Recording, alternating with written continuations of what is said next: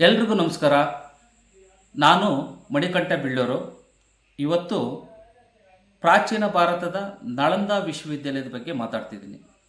ಈ ನಳಂದ ವಿಶ್ವವಿದ್ಯಾಲಯದ ಬಗ್ಗೆ ಮಾತಾಡಲಿಕ್ಕೆ ಪ್ರಮುಖ ಕಾರಣ ಅಂತಂದರೆ, ನಮ್ಮ GNE ಕ್ರಿಯೇಷನ್ ಯೂಟ್ಯೂಬ್ ಚಾನಲ್ನ ಸುಂದರ್ ಮುಗಳಿಯವರು ಒಂದು ಎಪಿಸೋಡ್ನಲ್ಲಿ ಈ ನಳಂದ ವಿಶ್ವವಿದ್ಯಾಲಯದ ಬಗ್ಗೆ ಮಾತಾಡಿ ಸರ್, ಒಂದಷ್ಟು ಮಾಹಿತಿಯನ್ನು ತಿಳ್ಕೋಬೇಕು ಅಂತ ಹೇಳಿದರು.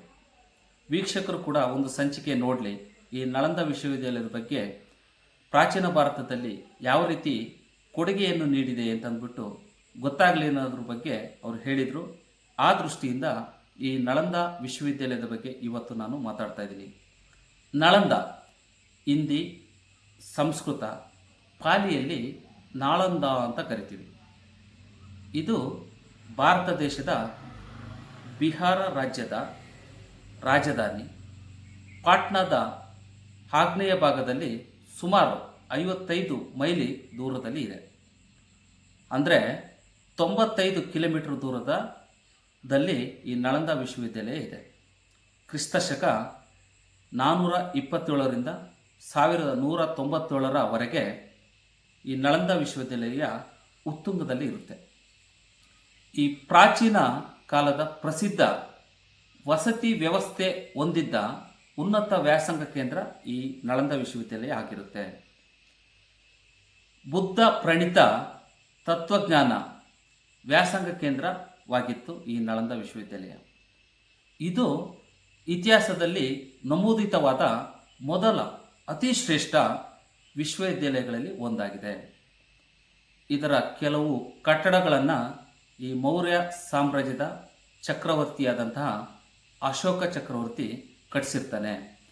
ನಂತರ ಈ ಗುಪ್ತರ ಕಾಲದಲ್ಲಿ 1ನೇ ಕುಮಾರಗುಪ್ತ ಒಂದಷ್ಟು ಕೆಲಸಗಳನ್ನು ಮಾಡ್ತಾನೆ. ಈ 1ನೇ ಕುಮಾರಗುಪ್ತ ಕ್ರಿಸ್ತಶಕ 415ರಿಂದ 455ರವರೆಗೆ ಆಳ್ವಿಕೆಯನ್ನು ಮಾಡ್ತಾನೆ. ಈ ಕಾಲದಲ್ಲಿ ಈ ನಳಂದ ವಿಶ್ವವಿದ್ಯಾಲಯ ಸಾಕಷ್ಟು ಉತ್ತುಂಗ ಸ್ಥಿತಿಯಲ್ಲಿ ಇರುತ್ತೆ. ಇತಿಹಾಸ ತಜ್ಞರ ಪ್ರಕಾರ ಪ್ರಜ್ಞಾವರ್ಮ ಇತಿಹಾಸ ತಜ್ಞ ಮತ್ತು ಈ ಚೀನಿ ಯಾತ್ರಿಕ ಜುವಾಂಗ್ ಜಂಗ್ ಅಂತ ಇವರ ಒಂದು ಕಥನದಲ್ಲಿ ಅಥವಾ ಪ್ರವಾಸ ಕಥನದಲ್ಲಿ ಕೆಲವು ಉಲ್ಲೇಖಗಳ ಪ್ರಕಾರ ಈ 1ನೇ ಕುಮಾರಗುಪ್ತ ಈ ನಳಂದ ವಿಶ್ವವಿದ್ಯಾಲಯವನ್ನು ಕಟ್ತಾನೆ ಅಂತಂದ್ಬಿಟ್ಟು ಉಲ್ಲೇಖಗಳಿದೆ. ಈ ಬೌದ್ಧ ಸಾಮ್ರಾಟನಾದ ಶ್ರೀಹರ್ಷ ಮತ್ತು ಈ ಪಾಲ ದೊರೆಗಳು ಈ ನಳಂದ ವಿಶ್ವವಿದ್ಯಾಲಯದ ಬಗ್ಗೆ ಹೆಚ್ಚಿನ ಮುತುವರ್ಜಿಯನ್ನು ವಹಿಸ್ತಾರೆ. ಜೊತೆಗೆ ಈ ನಳಂದ ವಿಶ್ವವಿದ್ಯಾಲಯಕ್ಕೆ ಸಾಕಷ್ಟು ಕೊಡುಗೆಗಳನ್ನು ಕೊಡ್ತಾರೆ. ಈ ನಳಂದ ವಿಶ್ವವಿದ್ಯಾಲಯದ ಸಂಕೀರ್ಣ ಕೆಂಪು ಇಟ್ಟಿಗೆಗಳಿಂದ ಕಟ್ಟಲ್ಪಟ್ಟಿರುತ್ತೆ.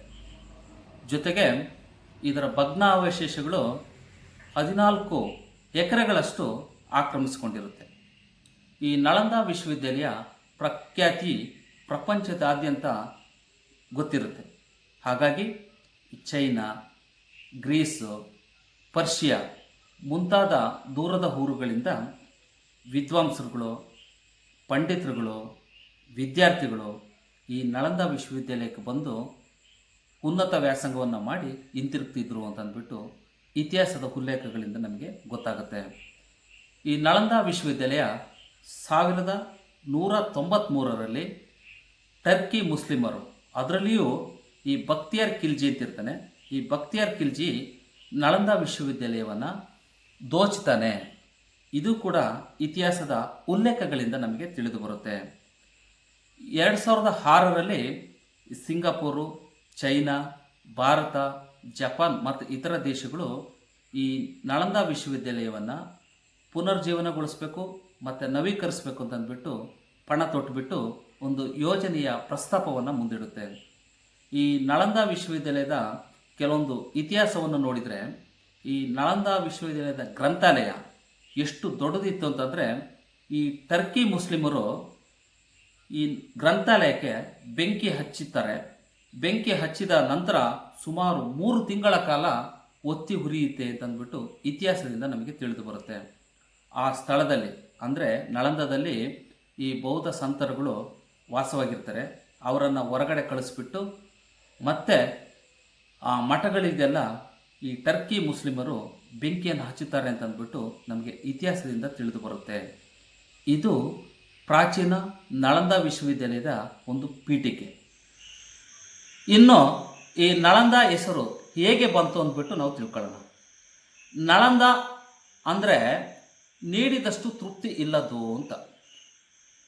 ಚೀನಾದ ಯಾತ್ರಿ ಸಂತ ಜುವಾಂಗ್ ಜಂಗ್ ಈ ನಳಂದಕ್ಕೆ 2 ವಿವರಣೆಯನ್ನು ನೀಡ್ತಾನೆ. ಅದರಲ್ಲಿ ಒಂದನೇದು ಈ ಮಾವಿನ ತೋಪಿನಲ್ಲಿದ್ದ ಸರೋವರದಲ್ಲಿ ವಾಸಿಸುತ್ತಿದ್ದ ನಾಗನಿಂದ ಈ ಹೆಸರು ಬಂತು ಅಂದ್ಬಿಟ್ಟು ಅವನು ಹೇಳ್ತಾನೆ. 2ನೇ ವಿವರಣೆಯಲ್ಲಿ ಶಾಕ್ಯ ಮುನಿ ಬುದ್ಧನ ರಾಜಧಾನಿಯಾಗಿತ್ತು ಮತ್ತು ಈ ವಿರಾಮವಿಲ್ಲದ ಭಿಕ್ಷೆ ಎಂದು ಹೆಸರು ನೀಡಿದನು ಅಂದ್ಬಿಟ್ಟು ಅವನು ತನ್ನ ಗ್ರಂಥದಲ್ಲಿ ಹೇಳಿದ್ದಾನೆ. ಈ ಸಾರಿ ಪುತ್ತ ನಲಕ ಎಂಬ ಒಂದು ಗ್ರಾಮದಲ್ಲಿ ಅವನು ಜನಿಸಿರ್ತಾನೆ ಮತ್ತು ಅಲ್ಲೇ ಮರಣವನ್ನು ಹೊಂದ್ತಾನೆ.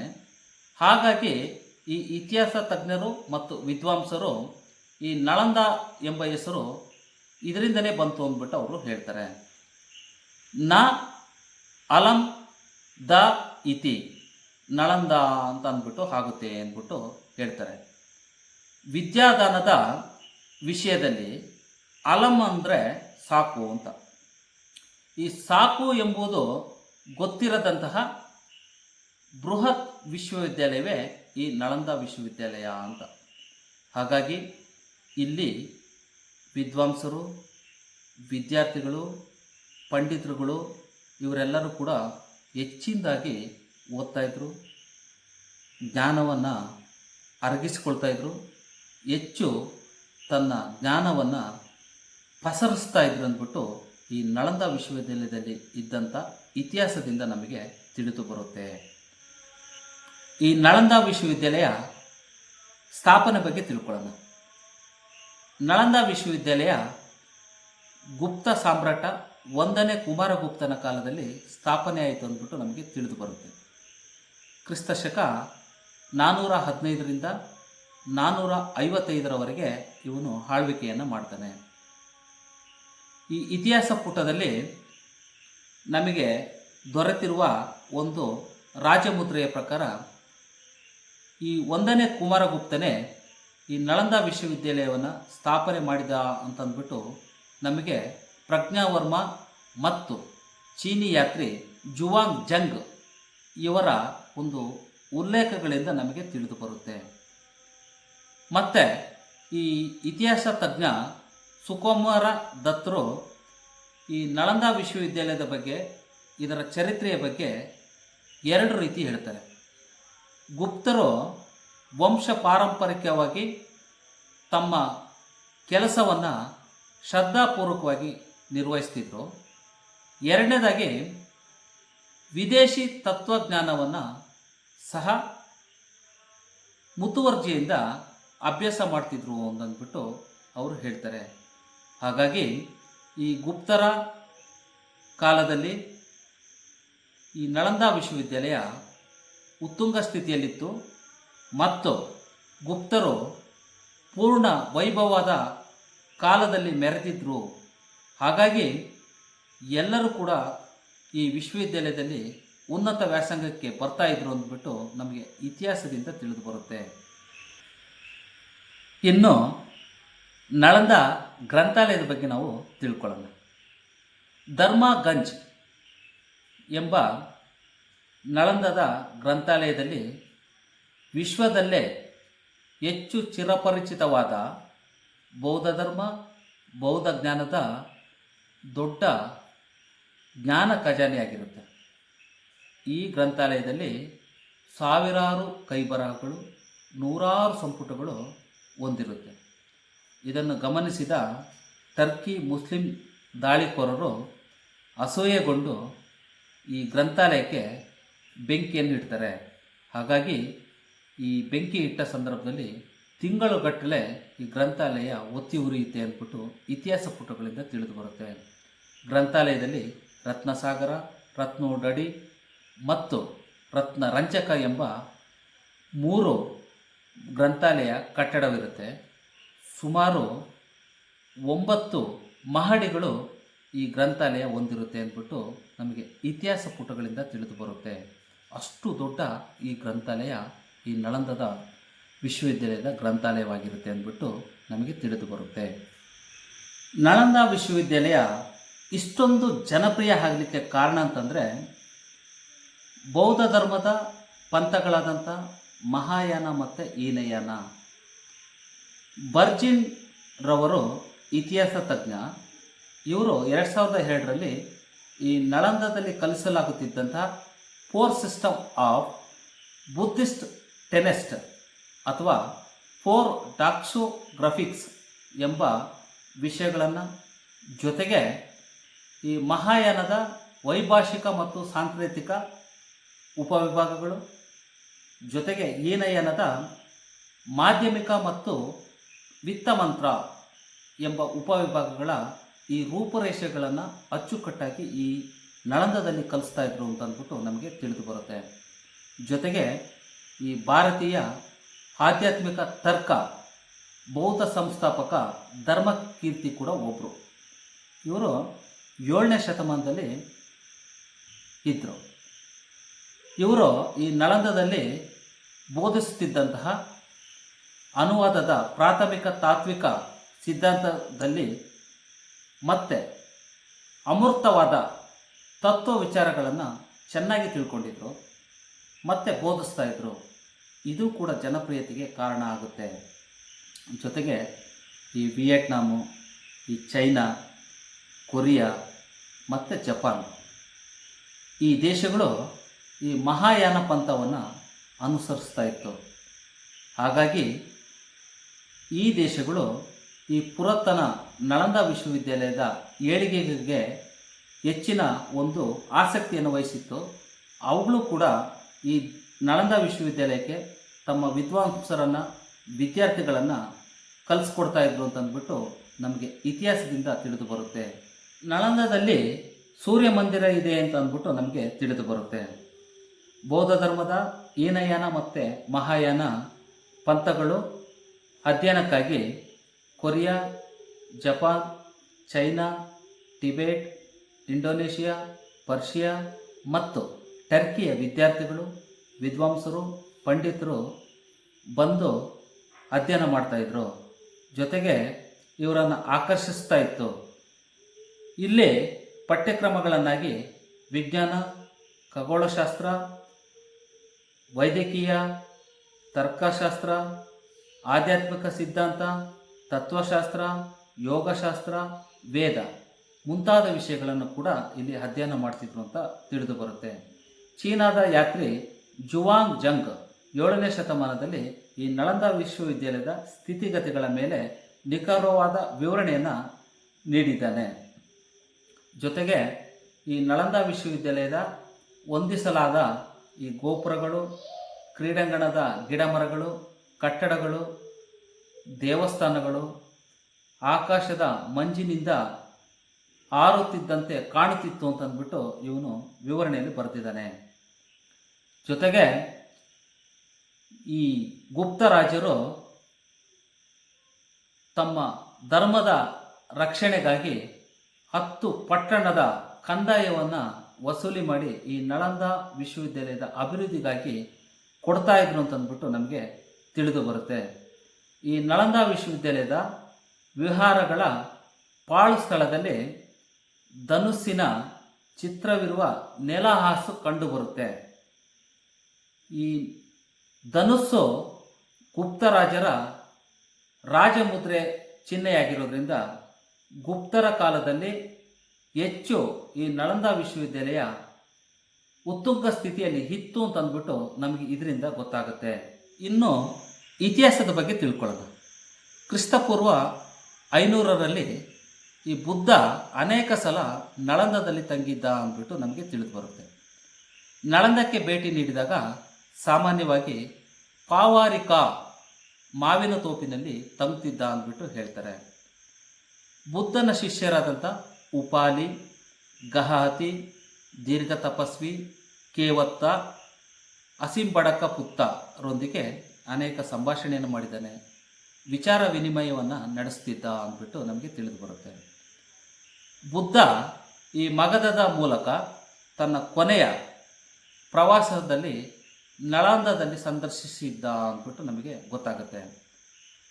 ಸಾವಿಗೆ ಸ್ವಲ್ಪ ಮೊದಲು ಈ ಸಾರಿಪುತ್ತ ಬೌದ್ಧ ಧರ್ಮದ ತನಗಿರುವ ಶ್ರದ್ಧೆಯನ್ನು ಸಿಂಹ ಗರ್ಜನೆ ಮುಖಾಂತರ ತಿಳಿಸ್ತಾನೆ ಅಂದ್ಬಿಟ್ಟು ನಮಗೆ ಈ ಇತಿಹಾಸದಿಂದ ತಿಳಿದು ಬರುತ್ತೆ.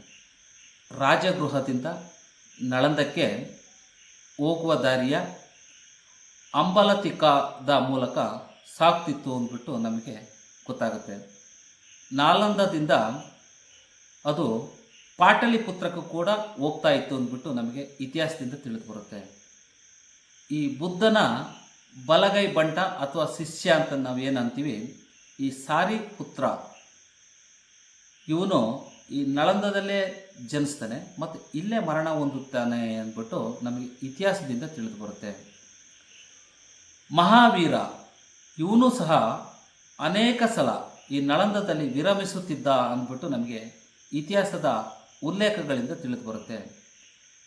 ಇದು ಕೂಡ ಖಂಡಿತವಾಗಿ ಜೈನ ಧರ್ಮದ ಅನುಯಾಯಿ ಚಟುವಟಿಕೆಯ ಕೇಂದ್ರವಾಗಿತ್ತು ಅಂದ್ಬಿಟ್ಟು ನಮಗೆ ಉಲ್ಲೇಖಗಳಿಂದ ತಿಳಿದು ಬರುತ್ತೆ. ಜೊತೆಗೆ ಮಹಾವೀರ ನಳಂದದಲ್ಲಿರುವ ಪಾವಾರಿಕದಲ್ಲಿ ಮೋಕ್ಷ ಹೊಂದಿದ್ದಾನೆ ಅಂದ್ಬಿಟ್ಟು ನಮಗೆ ಕೆಲವು ಉಲ್ಲೇಖಗಳಿಂದ ತಿಳಿದು ಬರುತ್ತೆ. ಜೈನ ಅನುಯಾಯಿಗಳು ಇವರ ಪ್ರಕಾರ ಮಹಾವೀರ ನಳಂದದ ಸಮೀಪವಿರುವ ಕುಂಡಲಾಪುರದಲ್ಲಿ ಜನಿಸ್ತಾನೆ ಅಂದ್ಬಿಟ್ಟು ಇವರು ಹೇಳ್ತಾರೆ. ಜೊತೆಗೆ ಈ ಮೌರ್ಯ ಚಕ್ರವರ್ತಿ ಅಶೋಕ ಕ್ರಿಸ್ತಶಕ 250ರಲ್ಲಿ ಈ ಸಾರಿಪುತ್ತ ನೆನಪಿಗಾಗಿ ಒಂದು ಸ್ತೂಪವನ್ನು ಕಟ್ಟಿಸ್ತಾನೆ ಮತ್ತು ಇನ್ನಷ್ಟು ಮಠ ಮಂದಿರಗಳನ್ನು ಈ ಬೌದ್ಧ ಧರ್ಮಕ್ಕೆ ಸಂಬಂಧಿಸಿದಂತೆ ಕಟ್ಟಿಸ್ತಾನೆ ಅಂದ್ಬಿಟ್ಟು ನಮಗೆ ಇತಿಹಾಸ ಪುಟಗಳಿಂದ ಉಲ್ಲೇಖಗಳಿಂದ ನಮಗೆ ತಿಳಿದು ಬರುತ್ತೆ. ನಳಂದ ವಿಶ್ವವಿದ್ಯಾಲಯದ ಬಗ್ಗೆ ಅಧ್ಯಯನ ಮಾಡುವ ಸಂದರ್ಭದಲ್ಲಿ ಯುಎನ್ ಸಾಂಗ್ ವಿಚಾರ ಕೂಡ ನಾವು ತಿಳ್ಕೋಬೇಕಾಗಿದೆ. ಯುಎನ್ ಸಾಂಗು ಚೀನಿ ಯಾತ್ರಿಕ. ಇವನು ಕ್ರಿಸ್ತಶಕ 600ರಿಂದ 664ರವರೆಗೆ ಜೀವಿಸಿರ್ತಾನೆ. ಬೌದ್ಧ ಧರ್ಮದ ಮೂಲಸ್ಥಾನವಾದ ಭಾರತ, ಇಲ್ಲಿ ಈ ಬೌದ್ಧ ಧರ್ಮದ ಮೂಲವನ್ನು ಸಂಪೂರ್ಣವಾಗಿ ಅಧ್ಯಯನ ಮಾಡಬೇಕು ಅಂತಂದ್ಬಿಟ್ಟು ಅವನು ಪಣ ತೊಟ್ಟು ಭಾರತಕ್ಕೆ ಅವನು ಬರ್ತಾನೆ. ಇವನ ಬಾಲ್ಯದ ಬಗ್ಗೆ ನಾವು ನೆನಪಿಸ್ಕೋಬೇಕಂತಂದರೆ 600ರಲ್ಲಿ ಇವನು ಚೀನಾದ ಉನನ್ ಪ್ರಾಂತ್ಯದ ಕೌಶಿಕ್ ಎಂಬ ಒಂದು ನಗರದ ಮೆನ್ ಪಾಕ್ ಕು ಎಂಬ ಒಂದು ಹಳ್ಳಿಯಲ್ಲಿ ಹುಟ್ಟುತ್ತಾನೆ. ಇವನ ತಂದೆ ವೈನ್ ಉಹಿ ಸುಸಂಸ್ಕೃತ ಮನೆತನದ ಸ್ವತಃ ವಿದ್ವಾಂಸ ಕೂಡ ಅವನಾಗಿರ್ತಾನೆ. ಇವನಿಗೆ 4 ಜನ ಮಕ್ಕಳಿರ್ತಾರೆ. UN song ಕೊನೆಯವನು. ಇವನು ಕ್ರಿಸ್ತಶಕ 629ಕ್ಕೆ ಅಂದರೆ 30ನೇ ವಯಸ್ಸಿಗೆ ಈ ಭಾರತಕ್ಕೆ ಬೌದ್ಧ ಧರ್ಮದ ಮತ್ತು ಪಂಥದ ಬಗ್ಗೆ ತಳಮಟ್ಟದಿಂದ ನಿಖರವಾಗಿ ತಿಳ್ಕೋಬೇಕು ಅಂತಂದ್ಬಿಟ್ಟು ಭಾರತದ ಪ್ರವಾಸವನ್ನು ಮಾಡ್ತಾನೆ. ಈ ಭಾರತಕ್ಕೆ ಬರುವ ಸಂದರ್ಭದಲ್ಲಿ ಚೀನಾದಿಂದ ಕಷ್ಟಪಟ್ಟು ಕುದುರೆ ಮೇಲೆ, ಒಂಟೆ ಮೇಲೆ, ಹೆಸರುಗತ್ತೆಯ ಮೇಲೆ, ಕಾಲ್ನಡಿಗೆ ಮುಖಾಂತರ ಮರುಭೂಮಿಯಲ್ಲಿ, ಹಿಮಪಾತದಲ್ಲಿ, ಪರ್ವತಗಳ ಮೇಲೆ, ಗಿರಿಕಂದಗಳ ಮುಖಾಂತರ ಇವನು ಭಾರತಕ್ಕೆ ಬರಲಿಕ್ಕೆ ಪ್ರಯತ್ನಿಸ್ತಾನೆ. ಹಿಂದೂ ಕುಶ್ ಪರ್ವತಗಳ ಮುಖಾಂತರ, ಅದರ ಮಾರ್ಗದ ಮುಖಾಂತರ ಪೆಷಾವರಕ್ಕೆ ಬರ್ತಾನೆ. ಅಲ್ಲಿಂದ ಕಾಶ್ಮೀರ, ಪಂಜಾಬ್, ಉತ್ತರ ಭಾರತದ ತಾನೇಶ್ವರ ಎಂಬ ಒಂದು ಸ್ಥಳಕ್ಕೆ ಹರ್ಷವರ್ಧನನ ಆಸ್ಥಾನಕ್ಕೆ ಮೊದಲಿಗೆ ಬರ್ತಾನೆ. ಹರ್ಷವರ್ಧನ ಪ್ರೀತಿಯಿಂದ ಇವನನ್ನು ಸ್ವಾಗತಿಸ್ತಾನೆ. ನಂತರ 635ರಲ್ಲಿ ಈ ನಳಂದ ವಿಶ್ವವಿದ್ಯಾಲಯಕ್ಕೆ ಹೋಗ್ತಾನೆ. ಅಲ್ಲಿ ಸುಮಾರು 5 ವರ್ಷಗಳ ಕಾಲ ಇವನು ವಿದ್ಯಾರ್ಥಿಯಾಗಿ ಕಲಿತಾನೆ. ಪಾಲಿ ಭಾಷೆಯನ್ನು ಕಲಿತಾನೆ, ಸಂಸ್ಕೃತವನ್ನು ಕಲಿತಾನೆ. ಜೊತೆಗೆ ಈ ಬೌದ್ಧ ಪಂಥಗಳ ಬಗ್ಗೆ ಅಧ್ಯಯನವನ್ನು ಮಾಡ್ತಾನೆ. ಇದ್ರ ಜೊತೆಗೆ ಇವನು ಈ ದಕ್ಷಿಣ ಭಾರತಕ್ಕೂ ಕೂಡ ಅವನು ಬರ್ತಾನೆ. ಬೌದ್ಧ ಪೀಠಗಳನ್ನು ಸಂದರ್ಶಿಸ್ತಾನೆ. ಹಸ್ತಪ್ರತಿಗಳನ್ನು ಕಲೆಕ್ಟ್ ಮಾಡ್ತಾನೆ. ಇದ್ರ ಜೊತೆಗೆ ಕಪಿಲವಸ್ತು, ಪಾಟಲಿಪುತ್ರ, ನಳಂದ ಇವುಗಳನ್ನೆಲ್ಲ ಇವನು ಸಂದರ್ಶಿಸ್ತಾನೆ. ನಾಗಾರ್ಜುನಕೊಂಡ ಎಂಬ ಒಂದು ಸ್ಥಳಕ್ಕೆ ಕೂಡ ಅವನು ಹೋಗ್ತಾನೆ. ಜೊತೆಗೆ ಅನೇಕ ವಿದ್ವಾಂಸರುಗಳನ್ನು ಭೇಟಿ ಮಾಡ್ತಾನೆ. ಅವ್ರ ಜೊತೆಗೆ ಚರ್ಚಿಸ್ತಾನೆ, ಜ್ಞಾನವನ್ನು ಹೆಚ್ಚಿಸ್ಕೊಳ್ತಾನೆ. ದಕ್ಷಿಣ ಮತ್ತು ಪಶ್ಚಿಮ ಭಾರತಕ್ಕೆ ಪ್ರವಾಸವನ್ನು ಮಾಡ್ತಾನೆ. ಕಾಂಚಿ, ಪುನ್ನಾಟ, ಬನವಾಸಿ, ನಾಸಿಕ ಈ ಮುಂತಾದ ಸ್ಥಳಕ್ಕೆ ಅವನು ಹೋಗ್ತಾನೆ. ಅಲ್ಲಿ ಕೂಡ ಸ್ಟಡಿ ಮಾಡ್ತಾನೆ. ಕರ್ನಾಟಕದ ಸಾಮ್ರಾಜ್ಯ, ಅದರಲ್ಲಿ ಬಾದಾಮಿ ಚಾಲುಕ್ಯರ ಸಾಮ್ರಾಜ್ಯಕ್ಕೆ ಕೂಡ ಅವನು ಬರ್ತಾನೆ. ಇಲ್ಲಿ ಈ ಒಂದು ವಿಶೇಷ ಅಂತಂದರೆ ಅವನು ಕಥನದಲ್ಲಿ ಬರ್ಕೊಂಡಿದ್ದಾನೆ, ಇಮ್ಮಡಿ ಪುಲಿಕೇಶಿ ಮತ್ತು ಹರ್ಷವರ್ಧನನ ನಡುವೆ ಒಂದು ಘೋರವಾದ ನರ್ಮದಾ ನದಿಯಲ್ಲಿ ದಂಡೆಯಲ್ಲಿ ಯುದ್ಧ ಆಗುತ್ತೆ. ಆ ಯುದ್ಧದ ಬಗ್ಗೆ ಕೂಡ ಅವನು ಪ್ರಸ್ತಾಪವನ್ನು ಮಾಡಿದ್ದಾನೆ. ಇಲ್ಲಿ ಒಂದು ಒಪ್ಪಂದ ಆಗುತ್ತೆ ಇಮ್ಮಡಿ ಪುಲಿಕೇಶಿ ಮತ್ತು ಹರ್ಷವರ್ಧನನಿಗೆ. ಕ್ರಿಸ್ತಶಕ 619 ಏಪ್ರಿಲ್ 4ರಲ್ಲಿ ಈ ಒಪ್ಪಂದ ಆಗುತ್ತೆ. 618ರಿಂದ 619 ವೇಳೆಯಲ್ಲಿ ಈ ಚಳಿಗಾಲದಲ್ಲಿ ಯುದ್ಧಗಳು ಸಂಭವಿಸುತ್ತೆ. ಈ ಸಂದರ್ಭದಲ್ಲಿ ಇಮ್ಮಡಿ ಪುಲಿಕೇಶಿ ಮತ್ತು ಹರ್ಷವರ್ಧನನ ನಡುವೆ ಬೃಹತ್ತಾದ ಯುದ್ಧ ನಡೆದು ಅಲ್ಲಿ ಒಪ್ಪಂದದ ಮುಖಾಂತರ ದಕ್ಷಿಣ ಭಾರತದ ಪದಾಧಿಕಾರಿಯಾಗಿ ಈ ಇಮ್ಮಡಿ ಪುಲಿಕೇಶಿ ತನ್ನ ಸಾಮ್ರಾಜ್ಯವನ್ನು ವಿಸ್ತರಿಸಿಕೊಳ್ತಾನೆ. ಹಾಗಾಗಿ ಇದನ್ನು ಕೂಡ ತನ್ನ ಲೇಖನದಲ್ಲಿ ಉಲ್ಲೇಖಿಸಿದ್ದಾನೆ ಅಂತಂದ್ಬಿಟ್ಟು ನಮಗೆ ತಿಳಿದು ಬರುತ್ತೆ. ಜೊತೆಗೆ ಶ್ರೀಹರ್ಷನಿಂದ ಅಥವಾ ಹರ್ಷವರ್ಧನನಿಂದ ಬೀಳ್ಕೊಡುಗೆ ಪಡೆದು ಕ್ರಿಸ್ತಶಕ 648ಕ್ಕೆ ಚೀನಕ್ಕೆ ಮರಳುತ್ತಾನೆ. ಚೀನಕ್ಕೆ ಹೋಗಿ ಚೀನಾ ರಾಜನ ಜೊತೆಗೆ ಸೇರಿ ಅಲ್ಲಿ ಭಾರತದಿಂದ ತೆಗೆದುಕೊಂಡು ಹೋದಂಥ ಹಸ್ತಪ್ರತಿಗಳನ್ನು, ಬೌದ್ಧ ಧರ್ಮದ ವಿಚಾರಧಾರೆಗಳನ್ನು ಅಲ್ಲಿ ಹಂಚುತ್ತಾನೆ. ಇವನು ಸುಮಾರು ವರ್ಷಗಳ ಕಾಲ ಅಲ್ಲಿ ನೆಲೆಯಿದ್ದು ಕ್ರಿಸ್ತಶಕ 664ಕ್ಕೆ ಅಲ್ಲಿ ಮರಣವನ್ನು ಹೊಂದುತ್ತಾನೆ ಅಂತಂದ್ಬಿಟ್ಟು ನಮಗೆ ತಿಳಿದು ಬರುತ್ತೆ. ವಿಶ್ವವಿದ್ಯಾಲಯದ ಅವನತಿ ಮತ್ತು ಅಂತ್ಯದ ಬಗ್ಗೆ ಮಾತಾಡೋಣ. ಕೆಲವು ಭಾರತೀಯ ಇತಿಹಾಸ ತಜ್ಞರ ಪ್ರಕಾರ 10ನೇ ಶತಮಾನದಲ್ಲಿ ನಳಂದ ವಿಶ್ವವಿದ್ಯಾಲಯ ಒತ್ತಡದಲ್ಲಿ ಸಿಲುಕಿತ್ತು ಅಂತಂದ್ಬಿಟ್ಟು ನಮಗೆ ತಿಳಿದು ಬರುತ್ತೆ. ಇತಿಹಾಸ ತಜ್ಞ ಪ್ರಕಾಶ್ ಬುದ್ರಾ ಪ್ರಕಾರ ಹಿಂದೂಗಳು ಮಾಡಿದ ಒಂದು ಯಜ್ಞ, ಅಗ್ನಿಯಾಗವು ಮಹಾಜ್ವಾಲೆಯಾಗಿ ಮಾರ್ಪಟ್ಟು ಈ ನಳಂದ ವಿಶ್ವವಿದ್ಯಾಲಯದ ಗ್ರಂಥಾಲಯದ ಮಹಡಿಯ 9 ಮಹಡಿ ಈ ಗ್ರಂಥಾಲಯವಾದ ರತ್ನಬೋಧಿ ನಾಶವಾಯಿತು ಅಂತಂದ್ಬಿಟ್ಟು ನಮಗೆ ತಿಳಿದು ಬರುತ್ತೆ. ಸೋಷಿಯಲ್ ಹಿಸ್ಟ್ರಿ ಆಫ್ ಇಂಡಿಯಾ ಪ್ರಕಾರ ಚರಿತ್ರಕಾರರಾದ ಸದಾಶಿವಂ ಇವರ ಪ್ರಕಾರ ವಿಶ್ವವಿದ್ಯಾಲಯದ ಬೃಹತ್ತಾದ ಹಸ್ತಪ್ರತಿ ಗ್ರಂಥಾಲಯವನ್ನು ತ್ರಿತಿಕರು ಜೈನರ ಸಹಾಯದಿಂದ ಅಗ್ನಿಗೆ ಆಹುತಿ ಮಾಡ್ತಾರೆ. ಕಾರಣ ಅಂತಂದರೆ ಇಲ್ಲಿ ಬೌದ್ಧರ ಪಂಕ್ತಿಯ ಗ್ರಂಥಗಳು ಹೇರಳವಾಗಿರುತ್ತೆ, ಅಚ್ಚುಕಟ್ಟಾಗಿ ಶಿಕ್ಷಣವನ್ನು ಕಲಿಸ್ತಾ ಇರ್ತಾರೆ. ಇದರಿಂದ ಅಸೂಯೆಗೊಂಡು ಈ ತ್ರಿತಿಕರು ಈ ಅಗ್ನಿಗೆ ಆಹುತಿಯನ್ನು ಮಾಡ್ತಾರೆ ಅಂತಂದ್ಬಿಟ್ಟು ಇತಿಹಾಸದ ಉಲ್ಲೇಖಗಳಿಂದ ತಿಳಿದು ಬರುತ್ತೆ. ಇನ್ನೊಂದು, ಈ ಪರ್ಷಿಯಾದ ಚರಿತ್ರೆಕಾರನಾದಂತಹ ಮಿನ್ಹಾಜ್ ಐ ಸಿರಜ್ ಎಂಬ ಒಬ್ಬ ವ್ಯಕ್ತಿ ಐತಿಹಾಸಿಕ ದಾಖಲೆಯಲ್ಲಿ, ಅದರಲ್ಲೂ ಅವನ ಒಂದು ಗ್ರಂಥ ಟಿಬಾಕತ್ ಐ ನಸಿರಿ ಎಂಬ ಒಂದು ಗ್ರಂಥದಲ್ಲಿ ಬೌದ್ಧ ಮತವನ್ನು ಕಿತ್ತು ಹಾಕಿ ಇಸ್ಲಾಂ ಧರ್ಮವನ್ನು ಸ್ಥಾಪಿಸಲು ಈ ಖಿಲ್ಜಿ ಮಾಡಿದ ಪ್ರಯತ್ನದಲ್ಲಿ ಸಾವಿರಾರು ಸನ್ಯಾಸಿಗಳನ್ನು ಜೀವಂತವಾಗಿ ಸುಡ್ತಾರೆ, ಸಾವಿರಾರು ಸನ್ಯಾಸಿಗಳನ್ನು ಚಿರಚ್ಛೇದನವನ್ನು ಮಾಡ್ತಾರೆ. ಇದು ಕೂಡ ಅವನತಿಗೆ ಕಾರಣವಾಯಿತು ಅಂತ ಗೊತ್ತಾಗುತ್ತೆ.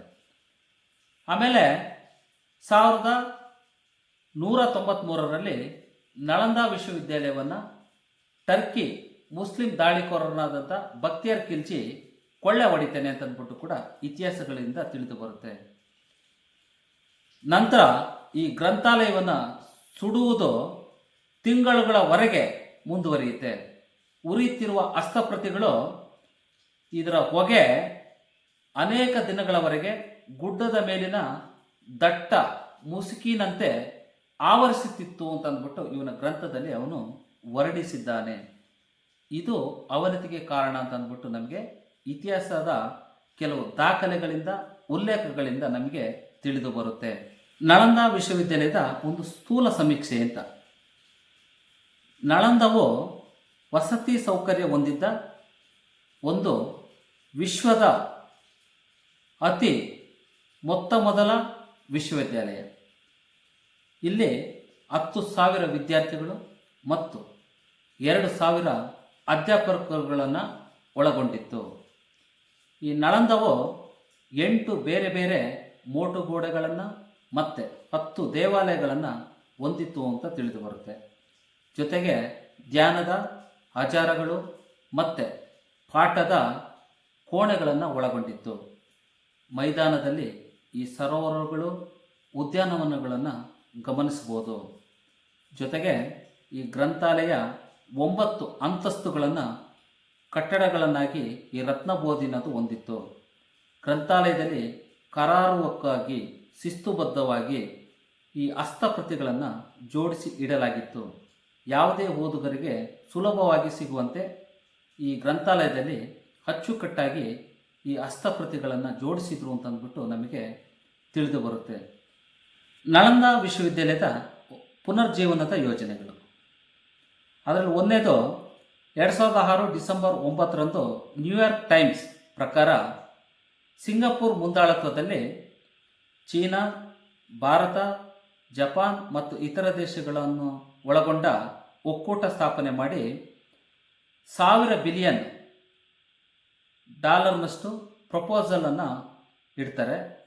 500 ಬಿಲಿಯನ್ನು ಹೊಸ ವಿಶ್ವವಿದ್ಯಾಲಯದ ಸ್ಥಾಪನೆಗೆ, ಇನ್ನು 500 ಬಿಲಿಯನ್ನು ಮೂಲ ಸೌಕರ್ಯ ಮತ್ತು ಅಭಿವೃದ್ಧಿ ಕೆಲಸಗಳಿಗಾಗಿ ಮೀಸಲಿಡ್ತಾರೆ. ಎರಡನೇದಾಗಿ 2007 ಮೇ 28ರಂದು ಮರಿ ನ್ಯೂಸ್ ಪತ್ರಿಕೆ ಪ್ರಕಾರ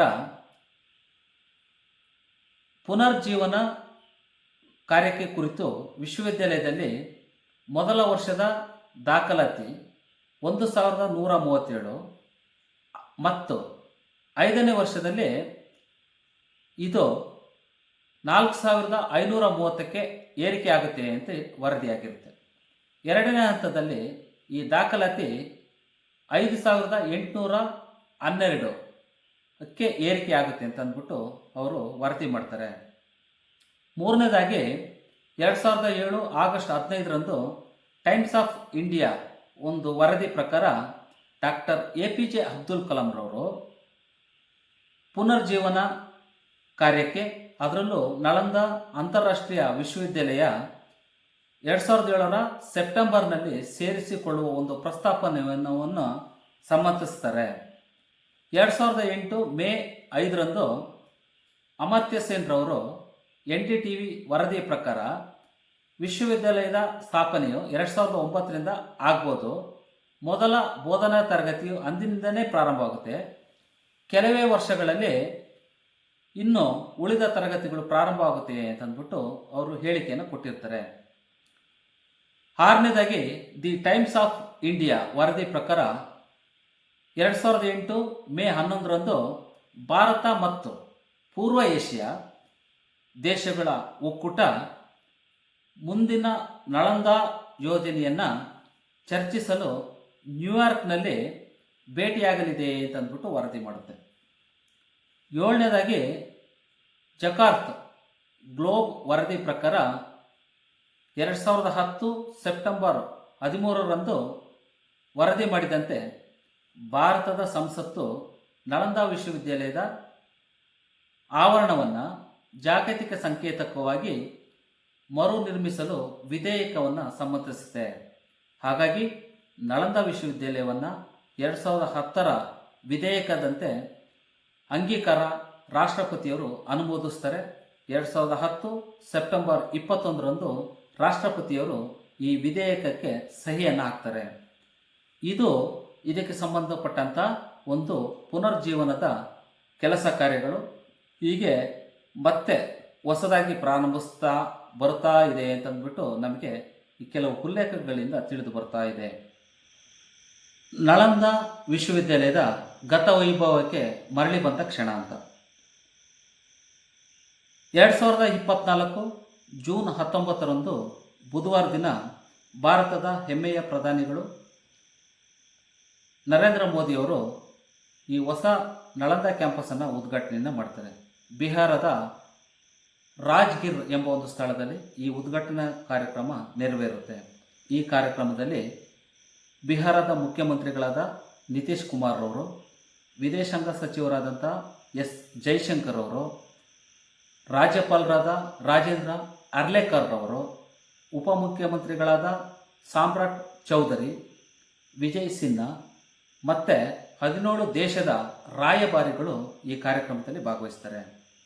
ನಳಂದ ವಿಶ್ವವಿದ್ಯಾಲಯದ ಹಂಗಾಮಿ ಕುಲಪತಿಗಳಾದಂತಹ ಡಾಕ್ಟರ್ ಅಭಯ್ ಕುಮಾರ್ ಸಿಂಗ್ ರವರು ನರೇಂದ್ರ ಮೋದಿಯವರನ್ನು ಸ್ವಾಗತಿಸ್ತಾರೆ. ಮೋದಿಯವರು ಈ ಕಾರ್ಯಕ್ರಮವನ್ನು ಉದ್ದೇಶಿಸಿ ಮಾತಾಡ್ತಾ ಬಿಹಾರದಲ್ಲಿ ಕಳೆದು ಹೋದಂತಹ ಪರಂಪರೆಯನ್ನು ಮರಳಿ ಪಡೆದಂತಹ ಒಂದು ಸಂತೋಷ ನಮಗೆ ಆಗ್ತಾ ಇದೆ. ಪ್ರಾಚೀನ ಕಾಲದ ಗತವೈಭವವು ಮರಳಿ ಬಂದಿದೆ. 12ನೇ ಶತಮಾನದಲ್ಲಿ ದಾಳಿಕೋರರಿಂದ ನಶಿಸಿ ಹೋದಂತಹ ಈ ವಿಶ್ವವಿದ್ಯಾಲಯ ಪುನಃ ಶಿಕ್ಷಣ ಕ್ಷೇತ್ರಕ್ಕೆ ಇವತ್ತು ವಿಶೇಷ ದಿನ ಅಂತಂದ್ಬಿಟ್ಟು ಅವರು ಮಾತಾಡ್ತಾರೆ. ಜೊತೆಗೆ 17 ದೇಶದ ರಾಯಭಾರಿಗಳು ಕೂಡ ಈ ಕಾರ್ಯಕ್ರಮದಲ್ಲಿ ಇರ್ತಾರೆ. ಆ ಪಾಲುದಾರರು ಹೊಂದಿರುವ ಈ ದೇಶಗಳು ಅಂತಂದರೆ Australia, Bangladesh, Bhutan, Brunei, Darussalam, Cambodia, New Zealand, Portugal, Singapore, ದಕ್ಷಿಣ ಕೊರಿಯಾ, ಶ್ರೀಲಂಕಾ, ಥೈಲ್ಯಾಂಡ್, ವಿಯೆಟ್ನಾಂ ಮತ್ತು ಭಾರತ, ಮಾರಿಷಸ್, ಮಯನ್ಮಾರ್ ಇಷ್ಟು ದೇಶಗಳು ಈ ಪಾಲುದಾರಿಕೆಯನ್ನು ಹೊಂದಿದೆ. ಇದ್ರ ಜೊತೆಗೆ ನಮಗೆ ಈ ನಳಂದ ವಿಶ್ವವಿದ್ಯಾಲಯ 1600 ವರ್ಷಗಳ ಪುರಾತನ ವಿಶ್ವವಿದ್ಯಾಲಯ. 800 ವರ್ಷಗಳ ಹಿಂದೆ ಈ ಟರ್ಕಿ ಮುಸ್ಲಿಮರು, ಅದರಲ್ಲೂ ಈ ಬಕ್ತಿಯಾರ್ ಖಿಲ್ಜಿ ದಾಳಿಕೋರನಿಂದ ಮತ್ತು ಇವರ ಸಹಚರರಿಂದ ಈ ನಳಂದ ವಿಶ್ವವಿದ್ಯಾಲಯ ಅವನತಿಯನ್ನು ಹೊಂದುತ್ತೆ. ಈ ನಳಂದ ವಿಶ್ವವಿದ್ಯಾಲಯಕ್ಕೆ ಇದರ ಗತವೈಭವಕ್ಕೆ ಪ್ರಸ್ತುತ 1749 ಕೋಟಿಯನ್ನು ಖರ್ಚು ಮಾಡಿದ್ದಾರೆ. ಜೊತೆಗೆ 455 ಎಕರೆ ಹೊಸ ಕ್ಯಾಂಪಸನ್ನು ಕಟ್ಟಲಾಗಿದೆ. 2016ರಲ್ಲಿ ಜುಲೈ ತಿಂಗಳಿನಲ್ಲಿ ನಳಂದ ವಿಶ್ವವಿದ್ಯಾಲಯವನ್ನು, ಅದರ ಅವಶೇಷವನ್ನು ಯುನೆಸ್ಕೋ ವಿಶ್ವ ಪಾರಂಪರೆಯನ್ನಾಗಿ ಘೋಷಿಸಿದೆ. 2014ರಿಂದ ಈ ನಳಂದ ವಿಶ್ವವಿದ್ಯಾಲಯ ಪುನರಾರಂಭ ಆಗಿ ತನ್ನ ತರಗತಿಗಳನ್ನು ಪ್ರಾರಂಭಿಸಿದೆ ಅಂತ ಅಂದ್ಬಿಟ್ಟು ನಮಗೆ ತಿಳಿದು ಬರುತ್ತೆ.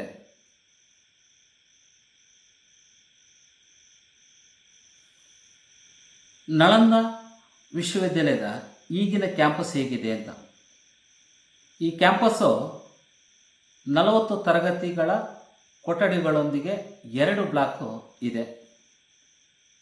ಒಟ್ಟು 1900 ಆಸನ ವ್ಯವಸ್ಥೆ ಸಾಮರ್ಥ್ಯ ಇದೆ. ತಲಾ 300 ಆಸನಗಳ ಸಾಮರ್ಥ್ಯವಿರುವ 2 ಸಭಾಂಗಣ ಇದೆ. ಸುಮಾರು 550 ವಿದ್ಯಾರ್ಥಿಗಳ ಸಾಮರ್ಥ್ಯವನ್ನು ಹೊಂದಿರುವ ಹಾಸ್ಟೆಲ್ ವ್ಯವಸ್ಥೆ ಇದೆ. ಅಂತಾರಾಷ್ಟ್ರೀಯ ಕೇಂದ್ರ ಒಳಗೊಂಡಿದೆ. 2000 ವ್ಯಕ್ತಿಗಳಿಗೆ ಅವಕಾಶ ಕಲ್ಪಿಸುವ ಆಂಫಿಥಿಯೇಟರ್, ಅಧ್ಯಾಪಕರ ಕ್ಲಬ್ಬು, ಕ್ರೀಡಾ ಸಂಕೀರ್ಣ ಹೊಂದಿದೆ. ಇತರ ಮೂಲಭೂತ ಸೌಕರ್ಯಗಳನ್ನು ಹೊಂದಿದೆ. ಸೌರ ಸ್ಥಾವರ ಇದೆ. ನೀರಿನ ಸಂಸ್ಕರಣಾ ಘಟಕ ಇದೆ. ತ್ಯಾಜ್ಯ ನೀರು ಮರುಬಳಕೆ ಘಟಕ ಇದೆ. 100 ಎಕರೆ ಜಲಮೂಲವನ್ನು ಹೊಂದಿದೆ. ವಿಶ್ವವಿದ್ಯಾಲಯದ ಮೆಟ್ಟಿಲುಗಳು ಮತ್ತು ಕಟ್ಟಡಗಳು, ವಾಸ್ತುಶಿಲ್ಪಗಳು ಹಳೆಯ ನಳಂದ ವಿಶ್ವವಿದ್ಯಾಲಯ ನೆನಪುಗಳನ್ನು ಮರುಕಳಿಸುವಂತೆ ಮಾಡಿಕೊಂಡಿದ್ದಾರೆ. ಮುಖ್ಯ ದ್ವಾರದಲ್ಲಿ ಮಳೆ ನೀರು ಕೊಯ್ಲು ಮಾಡಲಾಗ್ತಿದೆ. ಆಕರ್ಷಕ ಬೆಳಕಿನ ವ್ಯವಸ್ಥೆಯನ್ನು ಮಾಡಿದ್ದಾರೆ. ಇದ್ರ ಜೊತೆಗೆ ಆಧುನಿಕ ಶೈಲಿಯ ಭವ್ಯವಾದ ನೋಟವನ್ನು ನೀಡುತ್ತೆ. ಇಲ್ಲಿ ಹೋದರೆ ಫೀಲ್ ಆಗುತ್ತೆ ಆ ರೀತಿಯಿಂದ. ನಳಂದ ವಿಶ್ವವಿದ್ಯಾಲಯದ ಕಟ್ಟಡವನ್ನು ಹವಾಮಾನ ಸ್ನೇಹಿಯಾಗಿ ನಿರ್ಮಾಣ ಮಾಡಲಾಗಿದೆ. ಇದ್ರ ಜೊತೆಗೆ ಇಲ್ಲಿ ಬೇಸಿಗೆಯಲ್ಲಿ ತಂಪು ಮತ್ತು ಶೀತದಲ್ಲಿ ಶಾಖದ ಅನುಭವ ಆಗುತ್ತೆ. ಈ ಕಟ್ಟಡದ ಸುತ್ತಲೂ ಸ್ಫುಟವಾದ ನೀಲಿ ನೀರು ಗೋಚರಿಸುತ್ತೆ. ಸ್ಕೂಲ್ ಆಫ್ ಹಿಸ್ಟಾರಿಕಲ್ ಸ್ಟಡೀಸ್ ಮತ್ತು school of ecological and environmental ಮೊದಲಾದ ಸೆಷನ್ನನ್ನು ಇಲ್ಲಿ ಪ್ರಾರಂಭಿಸಲಾಗಿದೆ ಅಂತ. ಇಷ್ಟು ಈ ಹೊಸ ನಳಂದ ವಿಶ್ವವಿದ್ಯಾಲಯದಲ್ಲಿ ಕೆಲವು ಸೌಲಭ್ಯಗಳನ್ನು ಹೊಂದಿದೆ. ಈ ನಳಂದ ವಿಶ್ವವಿದ್ಯಾಲಯದ ಬಗ್ಗೆ ನಾನು ಸುಮಾರು ಇಷ್ಟೊತ್ತು ಮಾತಾಡಿದ್ದೀನಿ. ಇದಕ್ಕೆ ಸಂಬಂಧಪಟ್ಟಂಥ ಸಾಕಷ್ಟು ಮಾಹಿತಿಗಳನ್ನು ಕೊಟ್ಟಿದ್ದೀನಿ. ಹಾಗಾಗಿ ವೀಕ್ಷಕರು ಈ ಎಪಿಸೋಡನ್ನು ನೋಡಿ ಈ ಹೊಸ ವಿಶ್ವವಿದ್ಯಾಲಯ ಹೇಗೆ ಬದಲಾವಣೆ ಆಗಿದೆ, ಪ್ರಾಚೀನ ಕಾಲದ ಮೊದಲ ವ್ಯವಸ್ಥಿತ ಹೊಂದಿದ್ದ ನಳಂದ ವಿಶ್ವವಿದ್ಯಾಲಯ ಹೇಗಿತ್ತು, ಈಗ ಎಷ್ಟು ಮಾರ್ಪಾಡಾಗಿದೆ, ಇದೆಲ್ಲದರ ಬಗ್ಗೆ ಕೂಡ ನಾನು ಸಾಕಷ್ಟು ಮಾತಾಡಿದ್ದೀನಿ. ಈ ಎಪಿಸೋಡನ್ನು ನೋಡಿ ಮತ್ತು ಲೈಕ್ ಮಾಡಿ, ಕಮೆಂಟ್ ಮಾಡಿ, GNE ಕ್ರಿಯೇಷನ್ ಪೇಜನ್ನು ಸಬ್ಸ್ಕ್ರೈಬ್ ಮಾಡಿ, ಬೆಲ್ ಐಕನನ್ನು ಒತ್ತಿ. ನಿಮಗೆಲ್ಲರಿಗೂ ಧನ್ಯವಾದಗಳು. ಇಲ್ಲಿಗೆ ಈ ಎಪಿಸೋಡನ್ನು ಮುಗಿಸ್ತಾ ಇದ್ದೀನಿ.